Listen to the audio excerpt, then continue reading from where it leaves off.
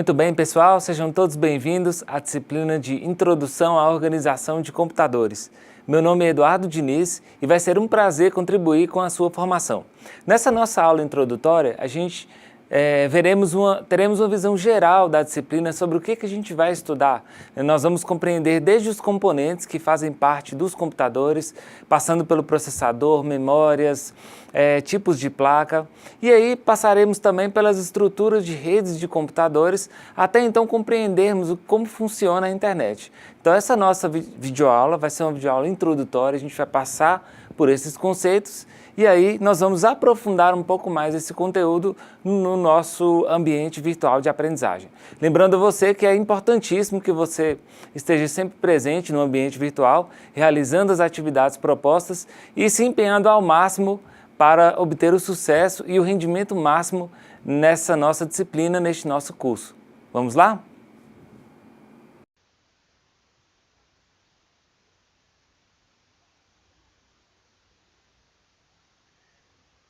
Bom, então vamos lá.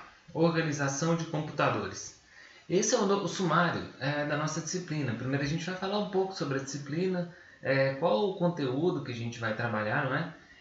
Logo em seguida a gente vai fazer uma contextualização da disciplina Organização de Computadores no nosso curso. Depois a gente vai trabalhar alguns conceitos e fundamentos bastante importantes da organização de computadores. Em seguida a gente vai trabalhar com redes de computadores e internet, alguns fundamentos de redes de computadores e também uma contextualização sobre a história e os rumos da internet. E faremos por fim as considerações finais. Bom, sobre a disciplina, o ser humano sempre foi movido pela curiosidade. Então eu tenho certeza que vocês já devem ter se perguntado, como será que funciona um computador? Como é que funciona o processo quando a gente clica lá na tecla do mouse e essa tecla dispara um comando e esse comando aparece na tela e é transmitido pela rede? Como é que as coisas funcionam, né? Como é que ao teclar aparecem as letras na tela do computador e esses comandos são interpretados e executam uma determinada ação, né? Então, a nossa disciplina trabalha justamente nesse sentido, de suprir essas dúvidas. Então, o nosso objetivo vai ser capacitar vocês nessa compreensão de como funcionam os dispositivos computacionais atuais. Nós podemos dizer aí computadores, tablets, smartphones, dispositivos wearables, relógios e por aí vai. Bem como seus componentes, como memória, processador, placas, periféricos. E também nós vamos estudar um pouco como funciona a comunicação através das redes de computadores. Então esse é o nosso objetivo, Esse é o nosso objetivo. Bom, e o nosso cronograma? Na primeira semana a gente vai estudar sobre a organização de computadores em si, introdução à disciplina, os conceitos fundamentais, quais são os dispositivos que fazem parte de uma arquitetura computacional e por aí vai. Na segunda semana nós vamos trabalhar com periféricos, placas e dispositivos de comunicação. A gente vai entender aí um pouco melhor nessa segunda semana, Na semana 3 a gente já vai focar em redes de computadores. Como funciona uma rede de computador? Qual é o fundamento? O que é um endereço IP? O que é um protocolo? O que é uma porta? Tudo isso aí a gente vai estudar. E por último, nós vamos compreender e falar um pouco sobre a internet. Como funciona a internet nos dias atuais? Como que ela surgiu? Para onde ela vai? Então, qual é a logística por trás do funcionamento aí da internet? Então esse vai ser o cronograma da nossa disciplina, tá ok? Bom, então nesse nosso primeiro momento, esse nosso primeiro momento é mais para a gente contextualizar a disciplina, para você compreender de onde vieram os dispositivos computacionais, como que eles funcionam e também um pouco sobre para onde vamos, E nós podemos dizer que o surgimento da era da computação em si se deu na década de 50, infelizmente ou felizmente, não sei, para fins bélicos. Então ocorria ali a Segunda Guerra Mundial e os países que estavam em guerra precisavam executar cálculos com precisão para disparo de projéteis, para a elaboração de estratégias para vencer os países inimigos. E aí com isso surgiu aí os primeiros dispositivos que eram capazes de processar a informação matemática de maneira digital, né, analógica digital. Porque até então o homem sempre teve essa demanda de computar, de contar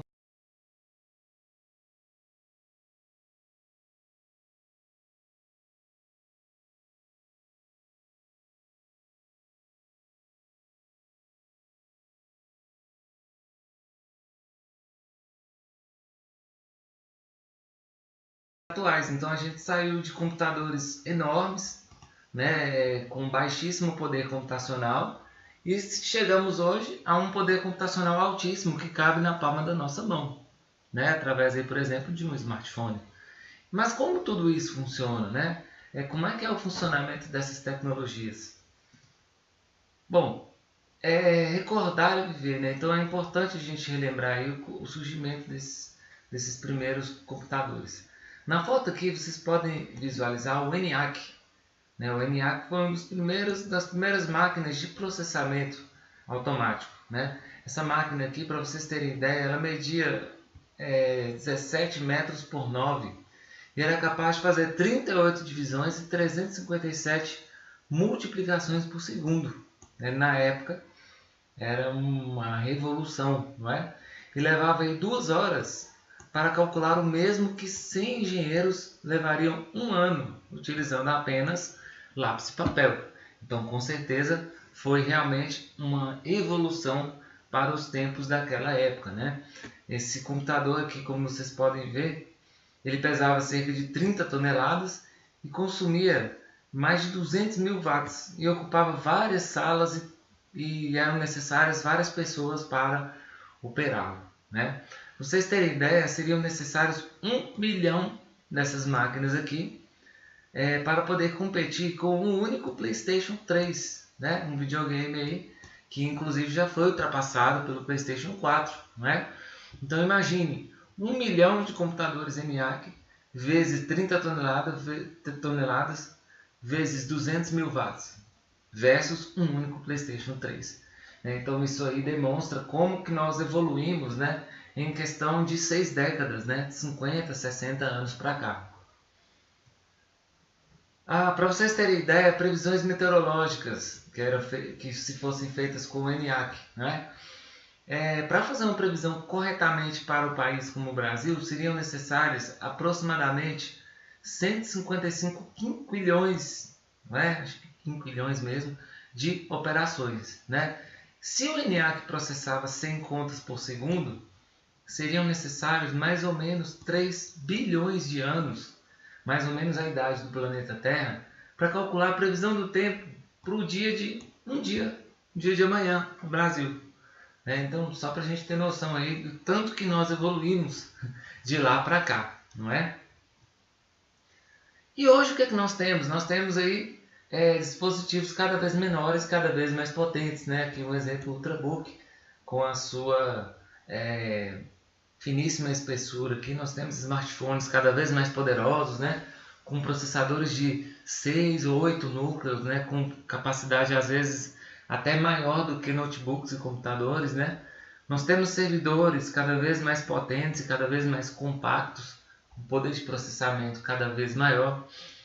E aí, essa tecnologia tende a evoluir e diminuir cada vez mais, né?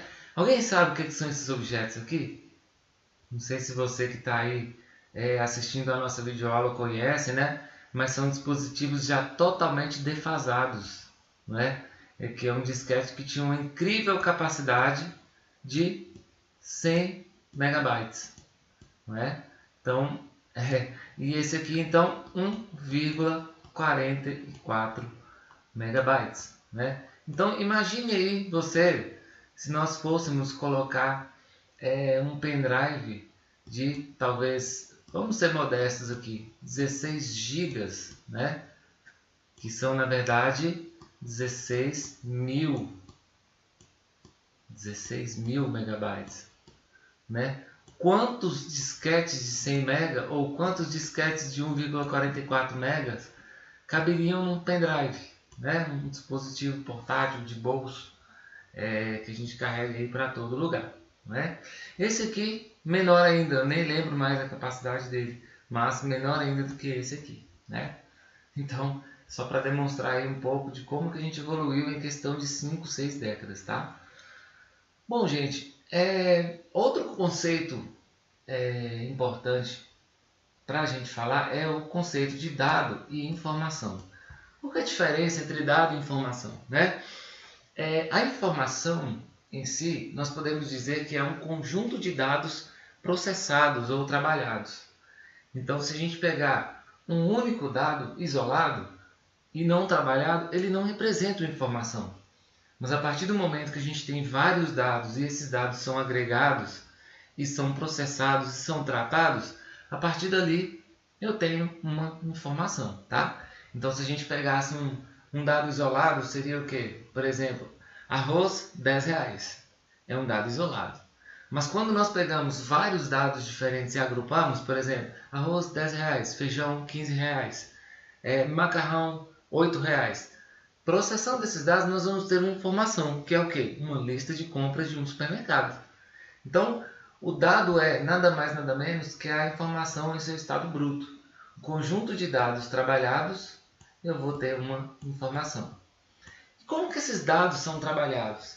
Esses dados são trabalhados através de operações computacionais, no nosso caso aqui.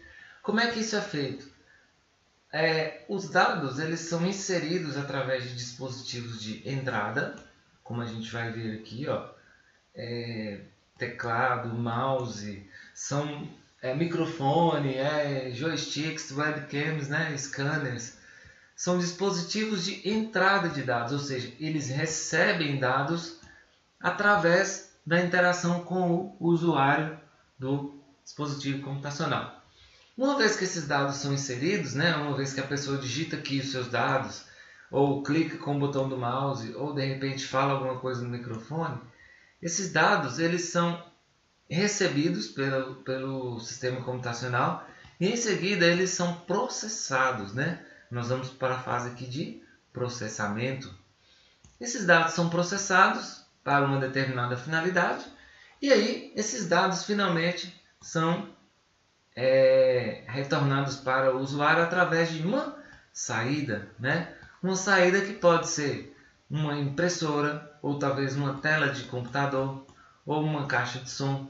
Então todos esses dispositivos aqui, eles emitem informação, ou seja, emitem dados processados, né?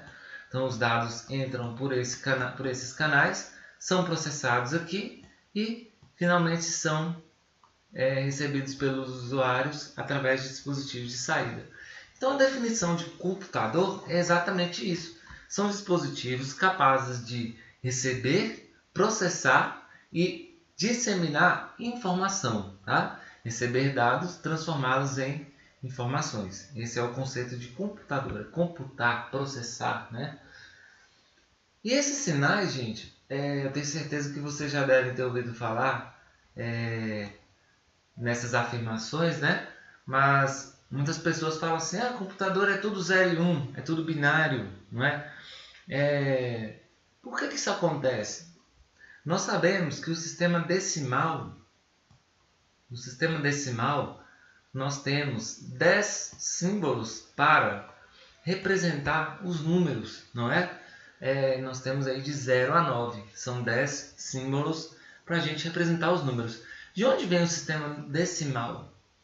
Vem justamente pelo fato de termos 10 dedos nas mãos. Então foram os primeiros instrumentos que os homens primitivos utilizavam para contar, né? Contar seus rebanhos, contar os seus pertences, as suas caçadas, enfim, as suas coletas, não é? Então, o que acontece? Nós estamos acostumados com o sistema decimal. Porém, os dispositivos computacionais, para representar 10 símbolos diferentes, torna-se uma tarefa complexa, né? Torna-se uma tarefa dificultosa. Então, qual foi a solução para resolver isso aí? Não sei se vocês se lembram, mas o ENIAC ele funcionava através de alavancas, né? Uma alavanca acionada para cima era uma operação. Uma alavanca posicionada para baixo representava uma outra informação. Então, a partir daqui começava-se aí a ter uma noção de um sistema de numeração binário, né? Por que binário? Nós temos apenas dois símbolos para representar toda a informação computacional. Quais são esses símbolos? O 0 e o 1. Ah, mas como é que o computador representa 0 e 1? Simples. O 0 é uma corrente elétrica e o 1 é uma outra frequência de corrente elétrica. Dessa forma, o computador ele ganha uma velocidade incrível para representar as informações, né? O que não aconteceria se o computador tivesse que escolher 10 símbolos diferentes, né, para representar aí a informação. Isso aqui demoraria bastante para que ele representasse a informação. Então daí é que nós falamos, bom, o computador trabalha em binário? Sim, binário. Ah, quer dizer que fotos, vídeos, arquivos, tudo está representado no sistema binário? Sim, tudo está representado no sistema binário. Tá? Nós vamos entender ao longo da disciplina como que isso é transformado em informação, ok? Bom, e essa conversão binária é interessante a gente saber. Nós não vamos entrar em detalhes aqui agora, mas só para que vocês fiquem informados, né? Como é que ocorre a conversão binária, né? Então nós temos do sistema decimal para binário e vice-versa. Bom, 22, por exemplo, está no sistema de numeração decimal. Como que a gente faria para representar esse número no sistema binário? É simples, basta dividir esse número por 2, né? Vai sobrar 22 por 2, vai ser 11. Vai sobrar resto 0. 11 por 2, 5. Vai sobrar resto 1. 5 por 2 vai ser 2. Vai sobrar resto 1. 2 por 2, 1. Vai sobrar resto 0. Então, o resultado da última divisão deverá ser 1. Então, a representação desse número em binário vai ser essa sequência de números aqui, ó. Então, 22 em um formato binário ficaria 1, 0, 1, 1 novamente, 0. Tá? Bom, e o contrário, como que a gente faz? Nós temos aqui um número binário e a gente quer transformá-lo em um número decimal. Como que a gente faz? A gente pega cada número, quantos números nós temos aqui? 1, 2, 3, 4, 5, 6. Esse número binário tem 6 casas, certo? Para a primeira casa, a gente vai fazer 1 vezes 2 elevado a 0. Né? Nesse caso aqui, a gente vai fazer 1 vezes 2 elevado a 1. Por que 1? E por que 1? Exatamente são esses dois 1's aqui, ó. Eles vêm para cá. Já na terceira casa, que é 0, nós vamos ter o quê? 0 vezes 2 elevado a 2. Observe que o expoente ele está aumentando. Olha só. Está aumentando aqui. Né? E assim sucessivamente. 0 vezes 2 elevado a 3. 0 vezes 2 elevado a 4. 1 vezes 2 elevado a 5. Feito isso aqui, a gente realiza esta soma, onde o resultado vai ser o número transformado já em um sistema decimal. Tranquilo? Bom, e os dispositivos, como que eles se organizam para formar um computador? Do que se trata a organização de computadores, né? Quando a gente fala organização de computadores, nós estamos falando basicamente da representação desses dispositivos e como que eles se conectam, tá? Existe aí uma arquitetura proposta por von Neumann que falava o seguinte: todo dispositivo computacional ele precisa ter uma unidade lógica e aritmética que vai processar, vai ter uma unidade de memória e também vai compor essa arquitetura, dispositivos de entrada e saída, tá? Isso está representado muito bem nessa figura aqui, né?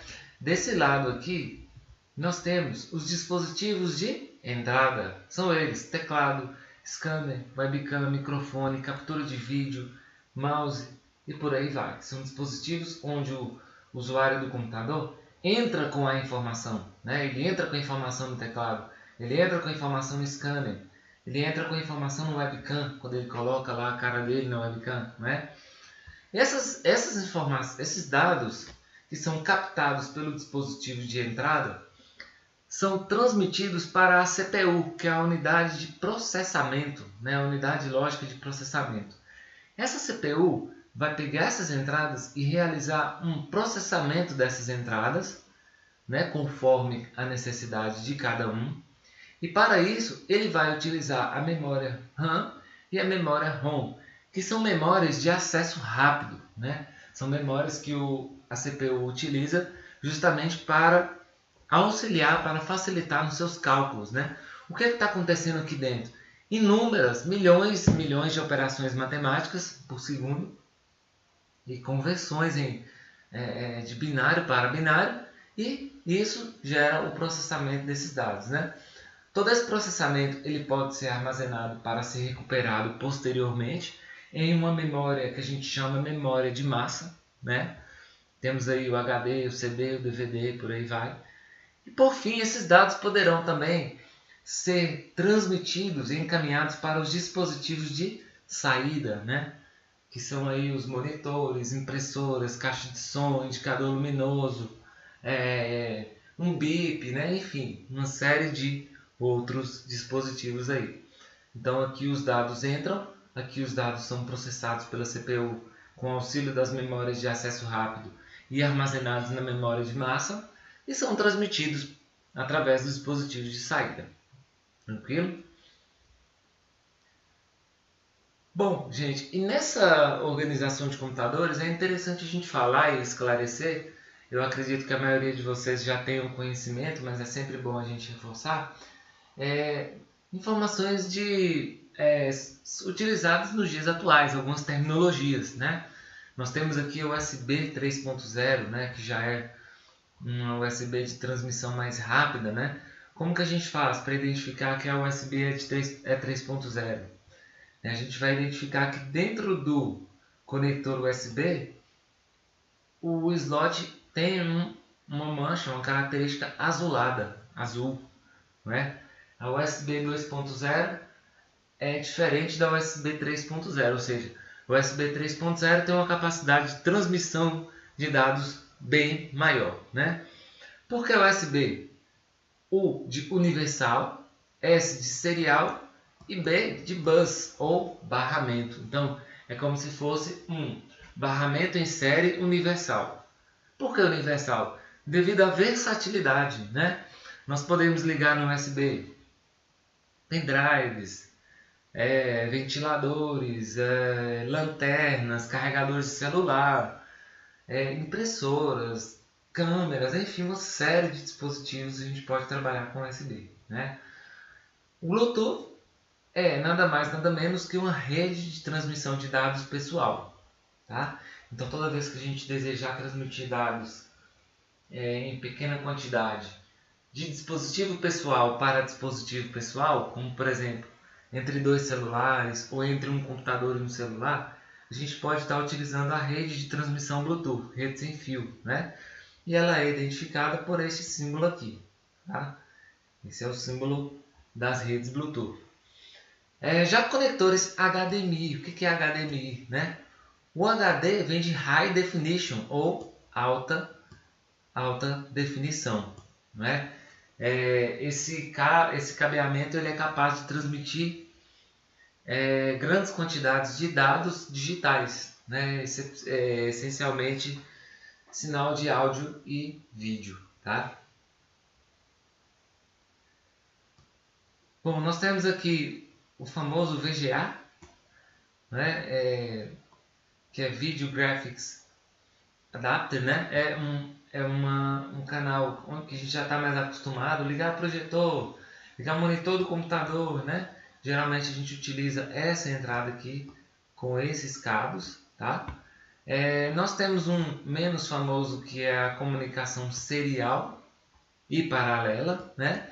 Que era utilizada principalmente por computadores mais antigos, impressoras mais antigas aí. Quem é um pouquinho mais antigo vai reconhecer esses conectores aí, tá? Hoje não são mais tão utilizados porque foram substituídos justamente pelos canais universais USB, né? E tem aí vários periféricos, características. Nós temos aqui um HD externo, né? Também que utiliza o barramento USB. Hoje nós temos HDs externos aí que chegam até 2 terabytes de dados, né? Lembrando que 1 terabyte, 2 terabytes aqui no caso significa 2000 gigabytes, né? 1 gigabyte são 1000 megabytes, tá? Então é uma capacidade bastante alta, né? Para um consumo pessoal, tá?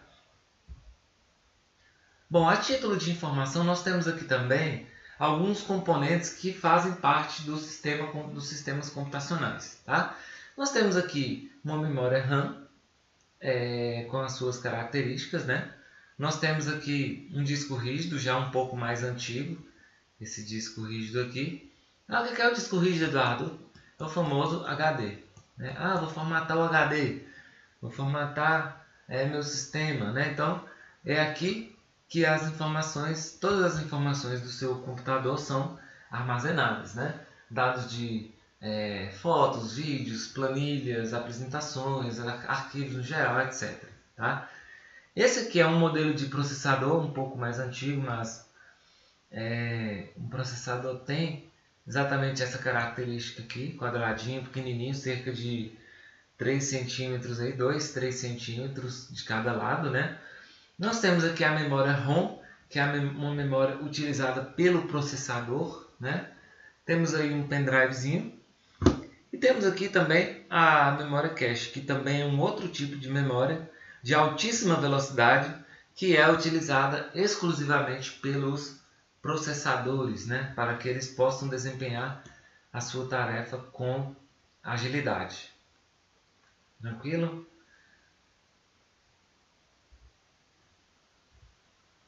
Bom, falado aí o conceito desses elementos, do que faz parte dos sistemas computacionais, é interessante também a gente falar como que esses dispositivos se comunicam, né? Então, quando a gente fala rede de computadores, nós estamos falando o quê?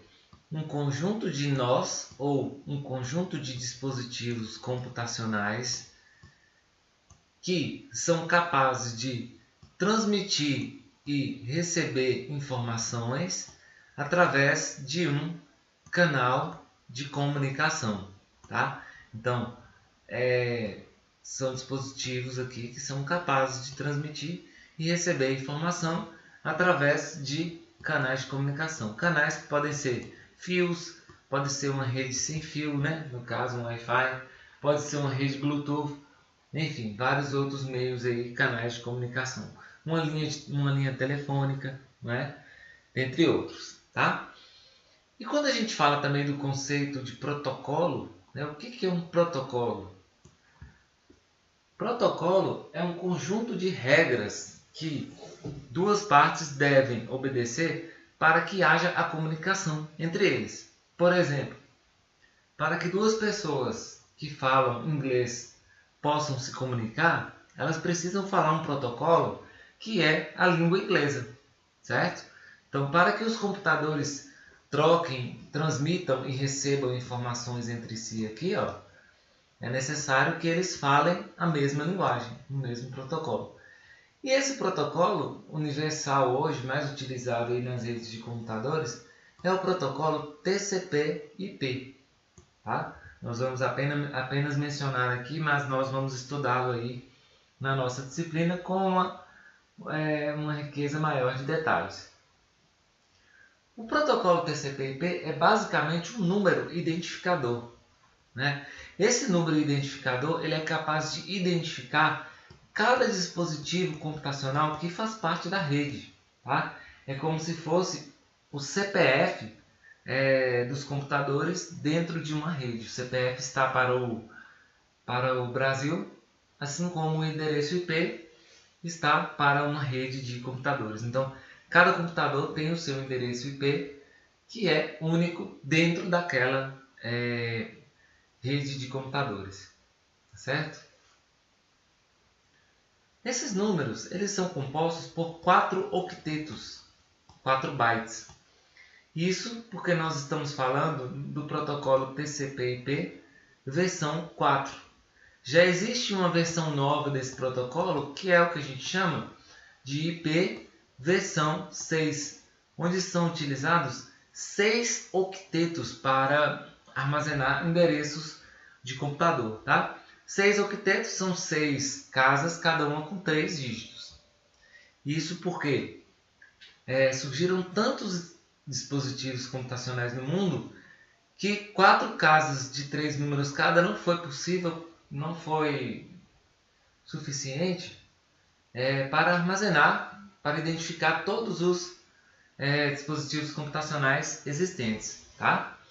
Então, aí um exemplo, o endereço IP que nós temos aqui, 192, sempre separado, cada octeto separado por um ponto, e cada octeto ele tem um intervalo entre 1 e 255. Tá? Nós vamos entender aí algumas peculiaridades dessa faixa aí. Então, o endereço IP aqui, um exemplo, 192.168.1.210. É um endereço que identifica um computador numa rede. Tá? E aí nós vamos ver que também existem diferentes tipos de IP. Né? Existe o IP local e existe o IP global. O IP local é aquele IP que funciona apenas numa rede local. Né? Por exemplo, se você mora em um condomínio e esse condomínio tem uma rede de computadores que vale apenas para os moradores do condomínio, nessa rede você vai ter esse endereço IP local. Cada computador vai ter o seu endereço IP local. E aí lá no condomínio do outro lado da cidade também vai ter uma mesma rede com os mesmos endereços IPs locais. Não tem problema esses IPs serem repetidos, né? Já que eles estão em redes locais distintas. Né? Já o endereço IP global, eles são mais restritos e eles identificam endereços providos pelos provedores de internet, pelos sites, por servidores, sistemas que devem ser acessados pela internet. Né? Então, já que ele vai ser acessado pela internet, ele não pode ter esse endereço repetido. Senão isso aí geraria o quê? Uma ambiguidade na comunicação. Né? Não seria possível ligar nesse endereço IP. Então imagine você que 2 ou 3 pessoas tivessem o mesmo número de telefone, com o mesmo DDD, dentro de uma mesma cidade. Né? Elas não conseguiriam receber ligações, porque aí você não teria como identificar para qual pessoa seria aquela ligação. Não é? Bom,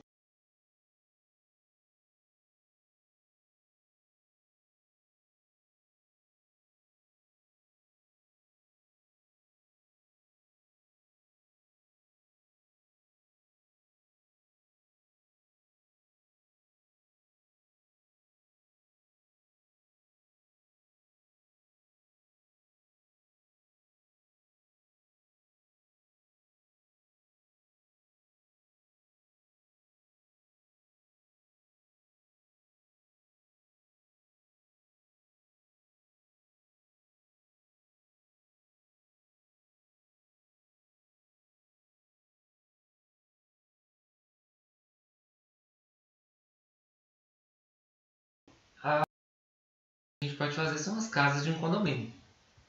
Quais são os endereços locais das casas dentro do condomínio? Né? Rua 4 do condomínio, número 100 é o endereço. Rua 4 do condomínio, número 120. Então, várias casas tem um endereço local dentro do condomínio. Mas o condomínio ele tem uma rede local. Toda vez que a gente fala rede local, ela é representada pela sigla LAN, que vem de Local Area Network, uma rede local, né? Essa rede local é como se fosse uma rede doméstica ou talvez uma rede empresarial, né? Esses dispositivos aqui, eles têm endereços locais de IP, né? Eles têm endereços locais de IP. Porém, eles acessam a internet através de um endereço global. Como assim? Toda comunicação passa por um roteador ou um switch, que por sua vez, esse dispositivo aqui, ele tem o seu endereço na internet, de forma que toda a comunicação que chega da internet para os computadores locais, ela possa funcionar. Então, o próprio roteador aqui, o próprio switch, recebe essa requisição e encaminha para o endereço local da rede, né? Um endereço local. Aqui nós temos um IP, um endereço IP global. Esse endereço é visível para o mundo inteiro lá fora da internet, né? Aqui nós temos a sigla WAN, que significa Wide Area Network, né? Uma rede metropolitana, uma rede maior, né? Daí a diferença entre rede local e rede metropolitana, que é uma rede maior que abrange às vezes uma cidade ou até mesmo regiões inteiras de um estado, tá?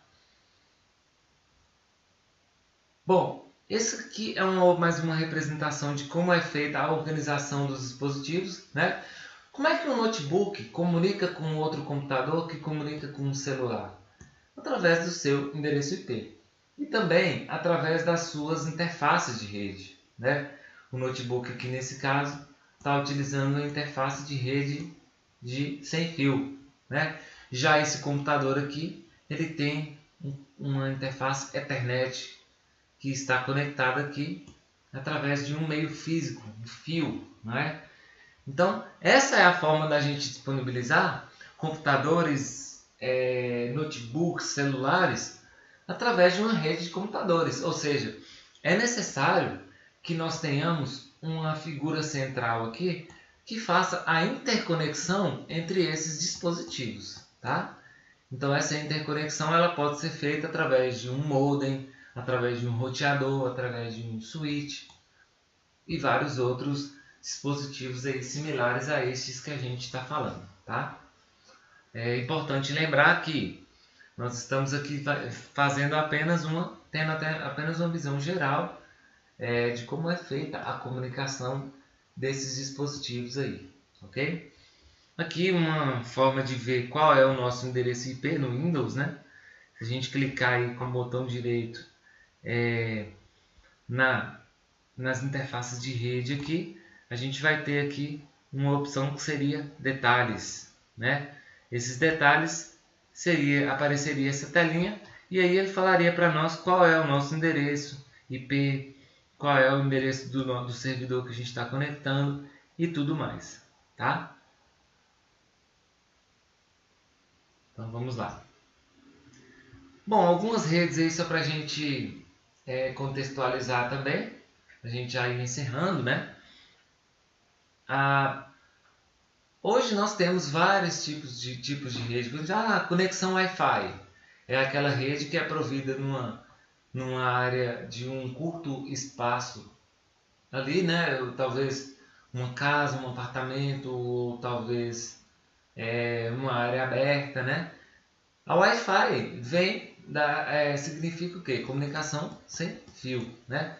Para que a rede Wi-Fi funcione, é necessário que nós tenhamos ali um roteador ou um switch, ou seja, algum dispositivo que faça a transmissão e a recepção dos sinais, tá?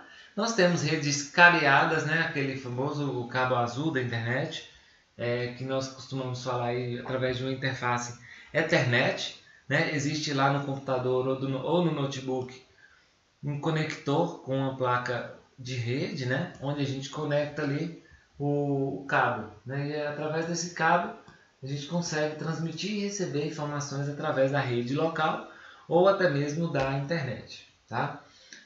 É utilizado bastante também nos dias atuais, principalmente para celulares e tablets, as redes de dados móveis, né?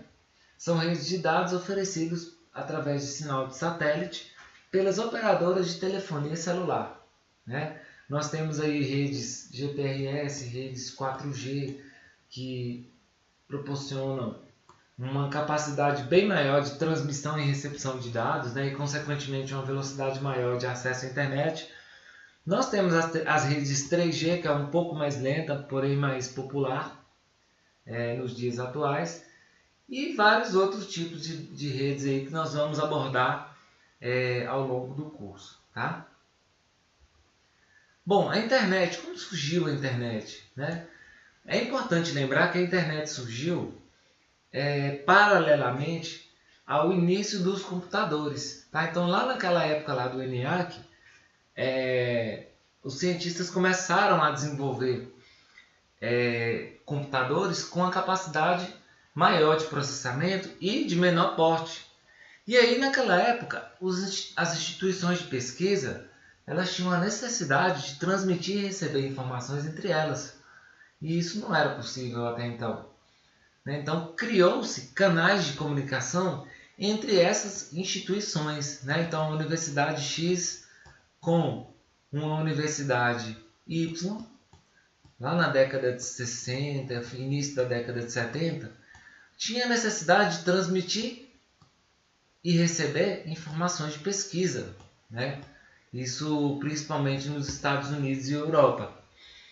E aí, outras instituições desejaram também entrar para essas redes, né? Veio uma outra universidade aqui e falou, não, queremos fazer parte também nessa rede. E a partir daí foi feita uma passagem de cabos entre elas, né? Para que elas pudessem trocar e receber informação entre elas. E aí, até o final da década de 70, início da década de 80, isso já havia se espalhado por várias regiões norte-americanas, europeias, e já começava a se proliferar pelo mundo, né? Instituições interconectadas entre si, trocando, transmitindo e recebendo informação.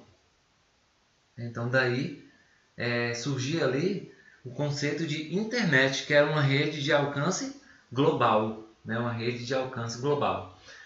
Não, então hoje, por que é possível conversar com, por exemplo, com um amigo que está lá na China, ou Japão, ou no outro lugar do planeta, né? Justamente porque existem canais de comunicação, né? Que saem aqui, por exemplo, do... Vamos fingir que isso aqui é um mapa mundi, tá? Tá aqui do Brasil, quer conversar, por exemplo, lá na Europa, né?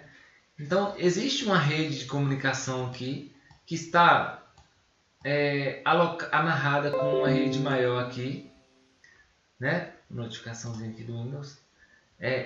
Também essa rede está conectada com essa aqui, e essa aqui também está conectada com aquela rede europeia. E talvez essa aqui também está conectada com essa outra, que está conectada com essa outra, que está também conectada com essa aqui. Então, existe um caminho físico entre você que está aqui no Brasil e o seu amigo que está lá do outro lado do planeta. Existe um caminho físico, né, por onde a informação trafega através de ondas. Tá? Então, por isso que se tornou possível a comunicação instantânea, praticamente, de um lugar a outro do planeta. Tá? Então, essa é a situação atual da internet. Nós temos grandes centros de comunicação chamados backbones, né? Regidos hoje pelas operadoras de telefonia, operadoras de internet, operadoras de telecomunicação, né? E essas operadoras, elas concedem a operacionalização desses pontos para provedores de internet, e esses provedores, por sua vez, leva essa comunicação até as nossas casas. Então, quando a gente manda uma mensagem no WhatsApp de casa, que está conectado no Wi-Fi aqui, né? A gente manda essa mensagem para o WhatsApp. Essa mensagem chega no provedor local da cidade. O provedor local vai para o provedor regional, que vai para o grande backbone de comunicação, que vai para um outro país ou para um outro lugar que tenha também um grande backbone de comunicação, e essa mensagem vai se diminuindo a sua hierarquia até chegar onde ela precisa chegar. Tá? Então a comunicação ela funciona mais ou menos assim, de uma forma bem básica, bem superficial. Tá? E as terminologias aí, nós temos aí a arquitetura cliente-servidor, né, que está representado nessa figura aqui, que a gente já riscou bastante. De um lado nós temos clientes. O que são clientes? Notebooks, computadores, tablets, smartphones. Esses clientes acessam o servidor através da internet e esse servidor devolve para esses clientes informações. Um exemplo disso acontece quando a gente acessa, por exemplo, o Facebook. A gente clica lá, facebook.com, e aí então nós como clientes acessamos o endereço do Facebook.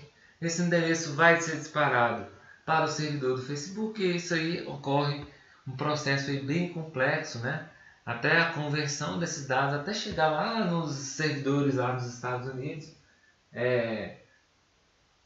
onde estão armazenadas as páginas do Facebook, e aí são devolvidas para nós também através do navegador que funciona através aí da internet. Tá? Alguns conceitos de segurança, Firewall. O que é Firewall?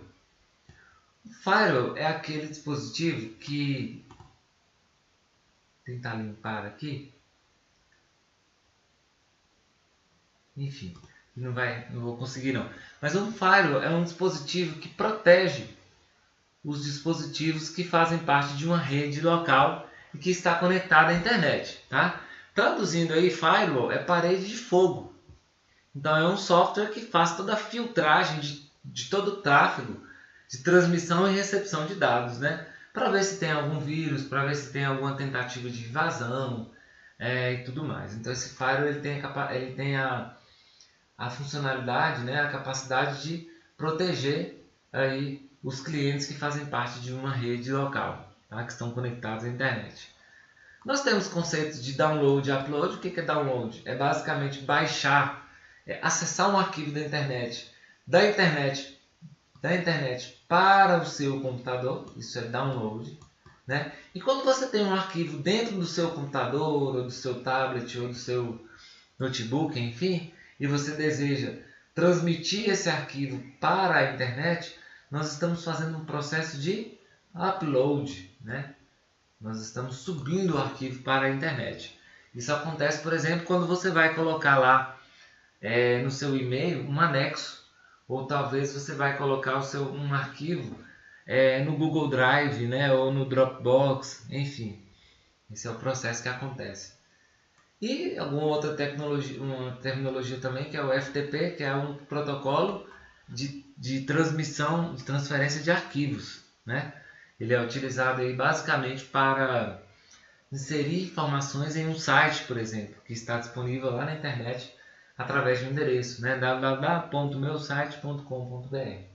E aí, como é que você pega uma foto sua e coloca lá naquele site para que qualquer pessoa do mundo inteiro acesse? Através das aplicações que utilizam o FTP. O FTP ele acessa o servidor, os arquivos são colocados no servidor e a partir do servidor eles ficam disponíveis para qualquer pessoa aí através da internet. Tranquilo? Bom, vamos para as considerações finais então? Bem, pessoal, então foi essa a nossa videoaula introdutória. Espero que tenha agregado para você alguma coisa e vamos dar continuidade aí através das nossas próximas semanas, Semana 1, a gente fazendo essa introdução de uma maneira mais detalhada, A semana 2, a gente já trabalhando com periféricos, peças em geral e como essas peças se comunicam. A semana 3, a gente vai trabalhar mais a parte de redes de computadores e, por último, a parte da internet, tá? Vejo vocês nos próximos módulos e até a próxima. Tchau, tchau.